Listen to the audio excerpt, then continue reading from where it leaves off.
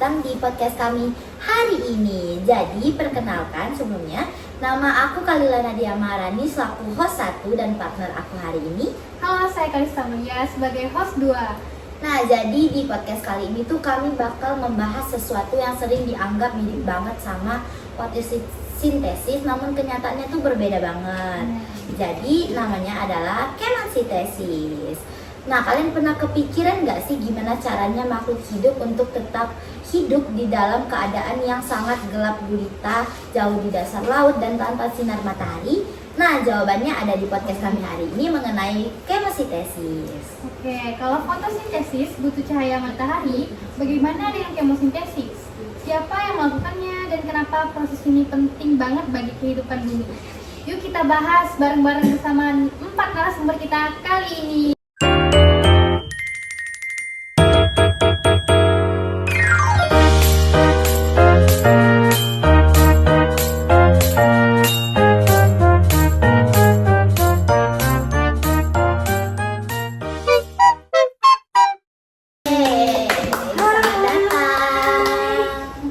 Halo.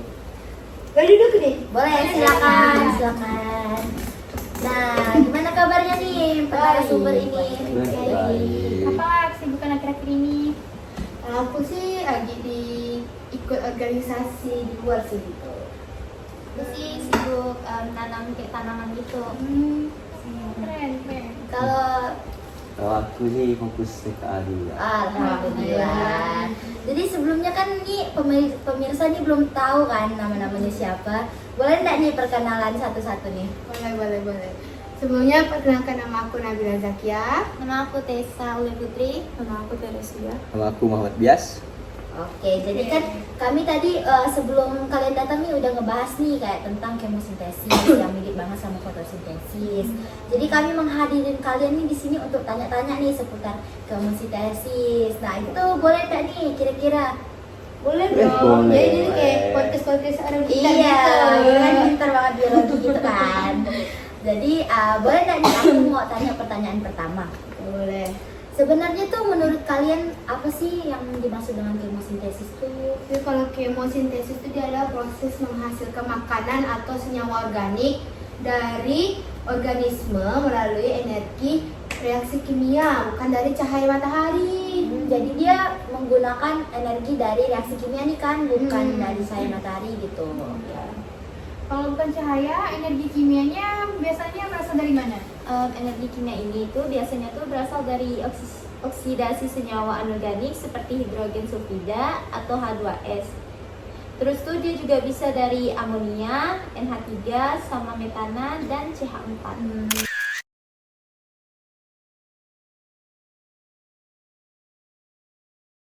Jadi kalau fotosintesis ini cahaya menjadi energi, maka kemosintesis reaksi kimia menjadi energi. Oh, jadi mereka nih berbanding terbalik gitu ya. Oke. Bayangin bakteri di laut dalam, mereka tetap bisa hidup walaupun nggak pernah lihat matahari.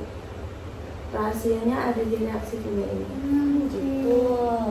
Kalau begitu, siapa saja organisme yang bisa melakukan kemosintesis nih kira-kira kalian? Pelaku utama kemosintesis adalah bakteri kemosintetik, contohnya bakteri sulfur, bakteri nitrifikasi, dan bakteri metanogen. Nah, mereka yang kemosintesis ini biasanya hidup di mana sih? Kayak apakah ada habitat khusus gitu untuk mereka tuh? Oh, mereka nih biasanya tuh hidup di lingkungan ekstrim, misalnya tuh di dasar laut sekitar hidrotermal vent atau lubang hidrotermal.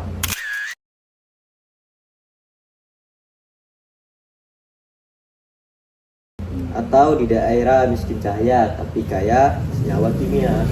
Bahkan hewan laut dalam seperti cacing kabung raksasa, reptilia pecibila bergantung pada bakteri kemosintetik yang hidup bersimbiosis di tubuhnya.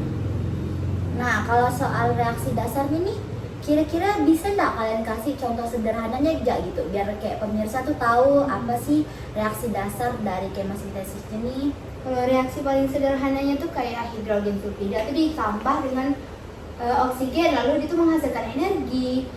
Terus air juga ditambah senyawa sulfat. Nah, energi dari reaksi ini dipakai bakteri untuk mengubah CO2 menjadi glukosa. Oke, kalau persamaan reaksi umumnya seperti apa? Nah, persamaan umumnya adalah karbon dioksida plus hidrogen sulfida plus oksigen menjadi senyawa formaldehida atau glukosa sederhana plus hidrogen plus sulfur. Hasil akhirnya berupa senyawa organik yang bisa jadi sumber energi, sama seperti hasil fotosintesis, tapi jalannya berbeda. Oke.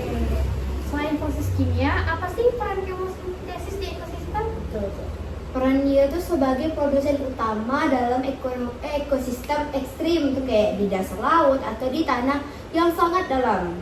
Selain itu, juga menyediakan energi bagi rantai makanan yang sama sekali tidak bergantung pada matahari. Bahkan membantu siklus biogeokimia, misalnya siklus sulfur dan nitrogen. Dan yang menarik, kemosintesis membuktikan bahwa kehidupan bisa ada tanpa cahaya matahari. Membuka kemungkinan adanya kehidupan di luar bumi, misalnya di planet atau bulan yang punya lautan bawah permukaan. Nah, kan tadi udah dibahas tuh tentang tadi kan kalau dibandingkan dengan fotosintesis, soalnya tadi kan di awal kami berdua udah nyinggung kalau kemosintesis tuh sering dimiripin orang dengan fotosintesis. Nah, menurut kalian nih ada nggak sih perbedaan menarik antara fotosintesis dan juga kemosintesis ini? Ada banyak banget bedanya. Kayak yang aku bilang di awal tuh, kalau fotosintesis itu dia menggunakan cahaya matahari sebagai energinya. Kalau si kemo nih dia tuh pakai energi dari reaksi kimia. Gitu.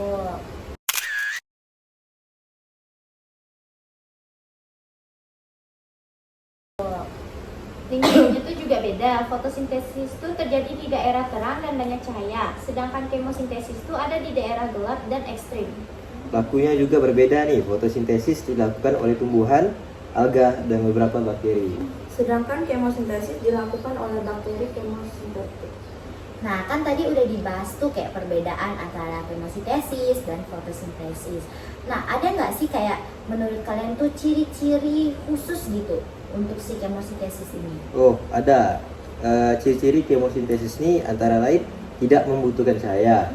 Terus menggunakan energi dari reaksi kimia oksidasi senyawa anorganik, serta dilakukan oleh bakteri tertentu yaitu prokariot dan menghasilkan senyawa organik, misalnya glukosa untuk kebutuhan hidupnya. Nah, menurut kalian nih apa dampak negatif dan dampak positif kemosintesis buat kehidupan sehari-hari? Kalau buat aku ya, dampak negatifnya itu sama kayak manusia. Kalau kita keracunan makanan kan kita bisa juga kalau hewan, kalau dia tuh kena keracunan gas kimia itu tuh bisa keracunan karena gas itu mengandung belerang tuh kayak dari habitat vulkanik.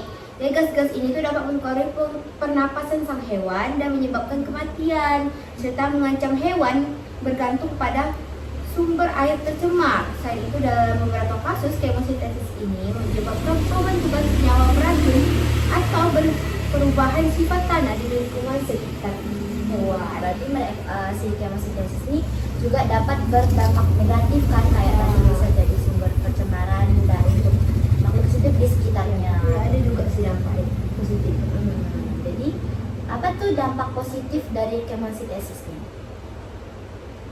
Dampak positifnya, manfaat kemosintesis yang paling umum dan penting adalah memungkinkan kehidupan di lingkungan ekstrim yang tidak bisa dijangkau oleh sinar matahari. Manfaat utama kemosintesis memungkinkan ekosistem berkembang di lingkungan yang gelap dan keras seperti dasar laut yang dalam, gua, dan di bawah es.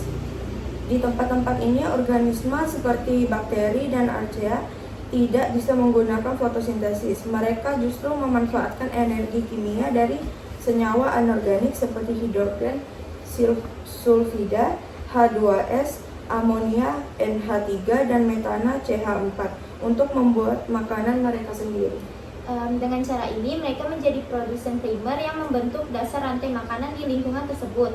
Peran dalam siklus nutrisi global selain itu, organisme kemosintetik sangat penting dalam siklus biokimia di bumi.